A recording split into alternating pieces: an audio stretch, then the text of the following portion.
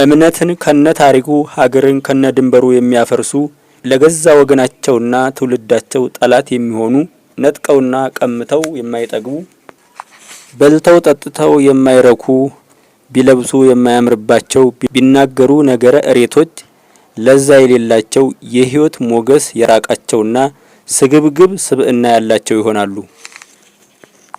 የማይታመኑ ቅንነት፣ በጎነት፣ ትህትና የሌለባቸው ጨካኞች፣ ግፈኞች፣ ነብሰ ገዳዮች፣ ገራፊዎችና አካል ቆራጮች ሆነው በሰው ስቃይ የሚደሰቱ ዕውቀትና ጥበባቸው ሰውን ለመጉዳት ብቻ የሚጥሩ ትውልድ አፍራሾች የእርግማን ዜናና ዘበን የሚደርስባቸው የደም ማፍሰስ ሰይጣን የሚጠናወታቸው ማሽንኮችን በመውለድ የመልካም ዘመን እጦትን እንዲረዝም የሚያግዙ የክፉ ዘመን ትውልዶች ከሰይጣን ጋር ይወለዳሉ።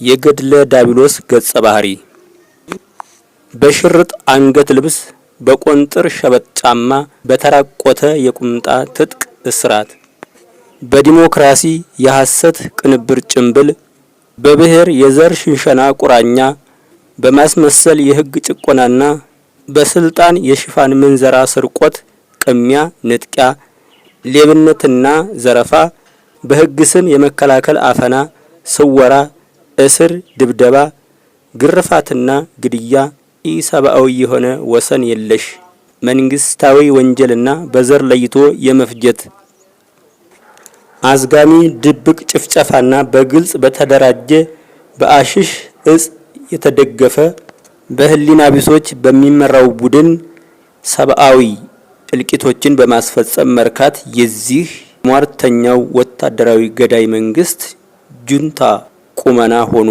ኖሯል። በደሃ የግፍ ደም አዙሪት በመስከር ቀልብ በማጣት ድንበዣ መጦዝ፣ በኋላ ቀር እብሪት መታጀር፣ በእርግማን ጣዕር በተነደፈ ከፋፋይና የሚለያይ ክፉ እቅድ በዘመድ አዝማድና የስልጣን ችሮታን በመያዝ የመደንቆርና የተንኮል አገዛዝ ማቆሚያ የሌለው ምኞት አድሮ ጥሬ በመሆን የሽምግልና አውዳሚነት ሰይጣናዊ ቅሌት የቤተ እምነት ታሪክና የቅን ህዝቦች ጠላት የስነ ልቦና የባህልና የስነ ልቦና ባላጋራ የአንድነትና የፍቅር ገዳይ ጭፍራ እንዲሆኑ በእርግማን ተጸንሰው በልክፍት ተወልደው ለተንኮል አድገው ለግፍ ተመርጠው ሀገር በማፍረስ ቤተ መቅደስን በማርከስ ገድለ ዳቢሎስን አሳዩን። የሌጊዮን አጋንንት ምሳሌ መሆን እንዲህ ነው። ሙልጭ አርጎ ጥርት ያለ ምሳሌ። ቤተ መቅደስ ያሉት ጠላታቸው ዳቢሎስን አያውቁትም፣ ቢያውቁትም ረዳታቸው አድርገውታል። በጥሻም ወይም በተራራና በቋጥኝ የሚሮጡትም ሃይማኖታቸውን አያውቁትም። ለሃይማኖታቸው መሞት ሲገባቸው እነርሱ ይገድላሉ። በእውነትና ሕይወት ድምጽ አይኖች ተብለው የተመረጡ አይንነታቸውን ትተው ሌላ አቅጣጫ ዞረዋል። በሌላኛውም አባባል ልጆች የተባሉት ምእመናንም እንዲሁ ጠመንጃ በማንገት መድፍ በመትረየስ በመተኮስ ወንድማቸውን እያፈረሱ ገዳዮችና የሌጊዮን ሰዎች ሆነዋል። ያሳዝናል። እናም ታዲያ ከዚህ በላይ ሰይጣን ስልጣን የለውም የምትሉ ሁሉ ከዚህ በላይ ምን አይነት ስልጣን ያሳያችሁ? ገድሎ አሳያችሁ፣ እድል ዘግቶ አሳያችሁ፣ አሳብዶ ገደል ሰዶ ሁሉንም ነገር አርጎ አገር አጥፍቶ እምነትን አስቀይሮ አሳያችሁ። ከዚህ በኋላ በምን ቋንቋ ይንገራችሁ? በሱ ቋንቋ አትችሉም። በሰው ቋንቋ ነግሯችኋል፣ አይገባችሁም። እንዴት ነው ነገሩ? አይ ጉድ! መደንቆር። ተሌጊዮን ሰዎች አንድ መሆን ክርስቶስን ውጣልን ማለት እንዲህ ነው። የክርስቶስ ኃይል የማይሸነፈውን አሸነፈ። ብዙ ጊዜ በእግር ብረት በሰንሰለት ይታሰር ነበርና ዳሩ ግን ሰንሰለቱን ይበጣጥስ እግር ብረቱንም ይሰባብር ነበር። ሊያሸንፈው የሚችል አልነበረም። የቅዱስ ማርቆስ ወንጌል ምዕራፍ 5 ቁጥር 4።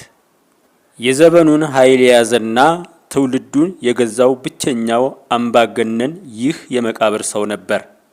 ማንም ያልደፈረውን፣ ያላሸነፈውን፣ ያልተቆጣጠረውን የአሸናፊዎች አሸናፊ ሆኖ የአጋንንት ኃይል አገዛዝ መግለጫ የጉልበተኞች ጉልበተኛ አስፈሪና አስደንጋጭ የሰውና የመናፍስት ፍጡር ሆኖ የአጋንንቶች ጉልበት በትውልዱ ላይ አቅም ማሳያና መፎከሪያ አድርጎት የነበረው ሌጊዮንን ክርስቶስ አንበረከከው። ኢየሱስንም ከሩቅ ባየው ጊዜ ሮጦ ሰገደለት።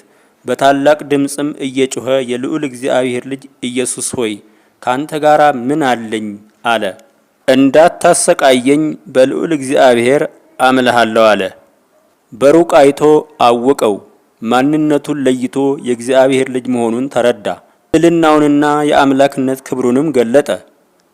እንዲሁም በትውልድነት የተገለጠ በእግዚአብሔር ልጅነት የመጣው ኃይል መሆኑን የኃይሉን ኃይል አውቆ እንዳታጠፋኝ በማለት ለመነ።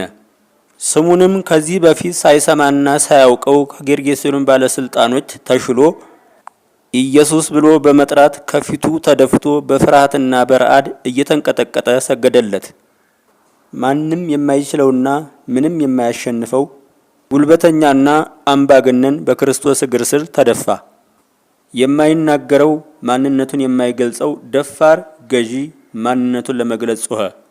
ስምህ ማን ነው ተብሎ ሲጠየቅ ብዙዎች ነንና ስሜ ሌጊዮን ነው አለው። ሌጊዮን ማለት ጭፍራ ማለት ነው። ለካስ ሰውየው የብዙዎች ጭፍራ ሌጊዮን አጋንንት መኖሪያ ሆኖ ነበር። የጌርጌሴኖን ሰዎች አላወቁትም። በሕይወት እያለ የመቃብር ሰው ኗሪ አድርገውት ነበር።